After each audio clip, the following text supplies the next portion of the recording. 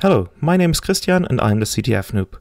In this video we're going to have a look at the 5th Narnia challenge from OverTheWire. This one is a quick recap of the standard buffer overflow we exploited in Narnia 2. As always, I'm no security professional, hence the CTF noob, but I'm interested in IT security and try to share what I learned so far. So let's get started with Narnia 4. As always, we begin by inspecting the challenge files on the server and see the executable and the source file from which it was compiled. When we now open the source of Narnia 4, we see in line 25 the definition of an integer variable I, and in line 26 the character array buffer, which holds 256 bytes. Then in line 28 the program iterates over all environment variables, and in line 29 uses memset to zero them out. In line 31 the if clause checks whether a parameter was provided, and if so, copies it in line 32 into buffer. Finally, the program exits with exit code 0 in line 34.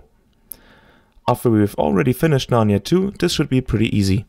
We can see that string copy does not check whether the parameter fits into the buffer, so we can overflow it.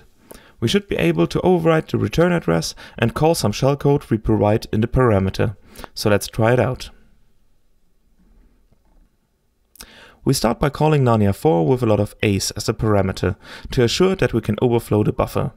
And as we can see, we can overflow the buffer. Now we need to find out where exactly the return address is, so we can override it. For this, we start with a small number of A's followed by 4 B's for the return address and increase the number of A's until the program crashes when trying to return to 4 B's. We'll do that inside of GDB. We now know how to override the return address, but where should this return address return to? As with Narnia 2, we can use a NOP/SLAT followed by some shellcode. Then we would want to return to an address in the center of the NOP/SLAT. To find that address, we start Narnia 4 again with the return overwritten with 4 B's. We can now inspect the stack. Just as a recap, this command inspects the 600 bytes following the stack pointer ESP.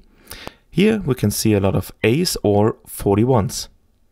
FF, FF, D7, D8 seems to be somewhere in the center and should do the trick.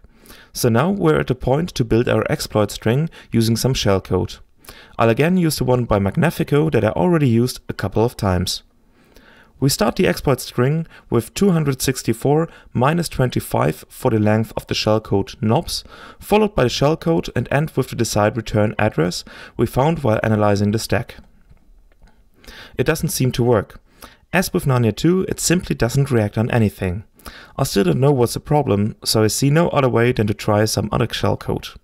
But at least we know that the program didn't crash, so the return address seemed to be correct. Let's try the one by Hamza Megahed I also used in the Narnia 2 video. Again I start with 264 minus this time 23 bytes of NOPs, followed by the shellcode and in the end the return address. Okay, nice.